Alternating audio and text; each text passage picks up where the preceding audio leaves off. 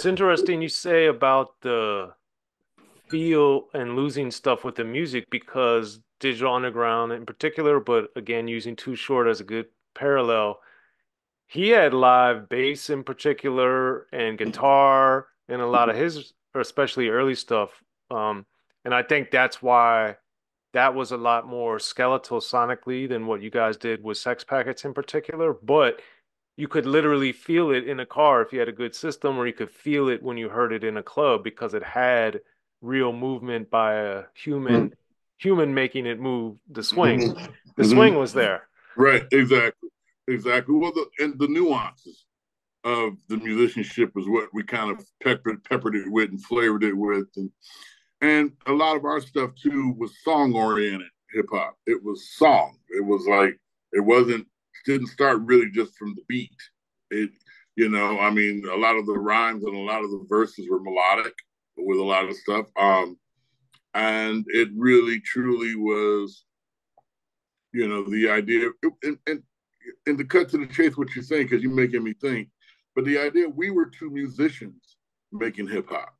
We weren't we weren't from the same neighborhood.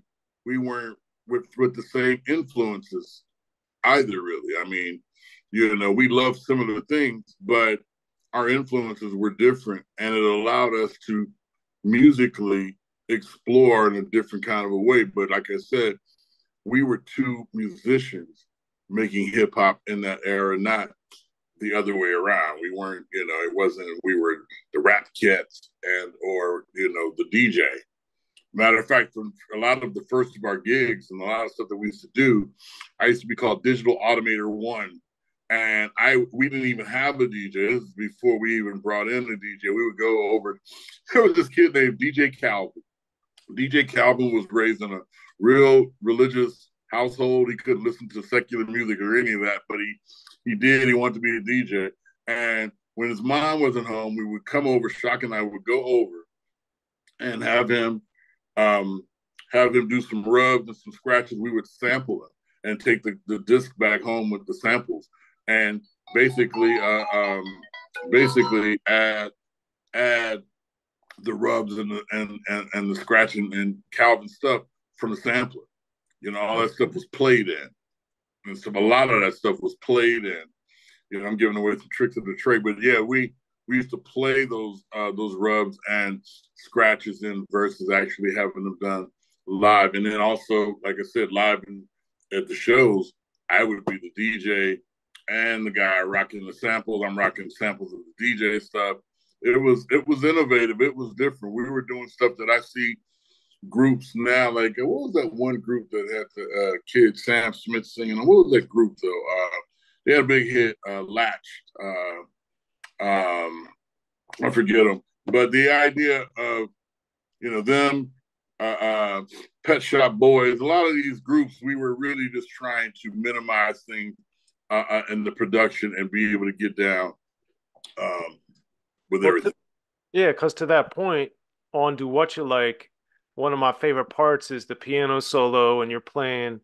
replaying the, of course, they were sampled, but Everybody Get Up by Salt-N-Pepa, and then it's Mm-hmm. like Black Steel in the Hour of Chaos by Public Enemy. So it's Mm-hmm. like, it's just bringing in all these different elements that you would have sounded and felt so different, but the live musicianship takes it in a different dimension. So, Mm-hmm. so that being said, because of the evolution of the music, how did you notice before, while making Sex Packets, then moving on to Sons of the P or EP release or what have you, did the production mindset change and the creation of the songs then? Well, the first two and a half albums, I had more of a hand in, was more influential. When you are a group or just a couple of people, whatever, the influences of each other comes in. And my influence was the silly, fun party kind of a thing. After I kind of transitioned into some other things, like I went to do this Band Force One network, and stuff later with Quincy Jones, and I split from DU for a while. But the idea was is that the influences changed with Shock being there more kind of by itself, and with the younger cats like Mun and them around, and their influences was trying to be more hip hop, more identifying with the basic elements of it, and the fun. To me, the fun got away from us. The fun got away from the situation. We went from being silly and fun to "you're lucky I'm rapping because if I wasn't rapping, I'd be macking," and almost to the point where not trying to talk shit, but the idea of us having fun and making music and creating art versus taking ourselves seriously, and them taking themselves maybe a little too seriously, and then veered off into something different. Uh, but I hang my hat on, some of the more fun stuff in the era with DU when we were more about fun and more about partying and more about fantasy. It was fantasy for me to want to be able to make these songs and be able to create this stuff. We wasn't trying to be Marvin Gaye. What's going on with that stuff? We were just trying to be, have some fun. So, the Sex Package. This is an EP release. Um, was kind of fun. Even like on that, an EP release, we sampled some like some Miles Davis, you know, um, you know, for like nothing is funky, yeah, it's different. Yeah, and to the point that you were saying of you and Shock being musicians making rap or getting into hip hop as opposed to rappers trying to then incorporate musicianship, what perspective or what advantage or how do you think that helped you stand out so much? Like what were you guys able to do or not do that was so distinctive? The idea of it all was is like we weren't. It wasn't contrived. We weren't thinking about it that way. That was just the way we created and the way we made stuff. Like you said later, they had cats that would attempt to incorporate certain stuff out of the need to learn how to do some of that and blend it all.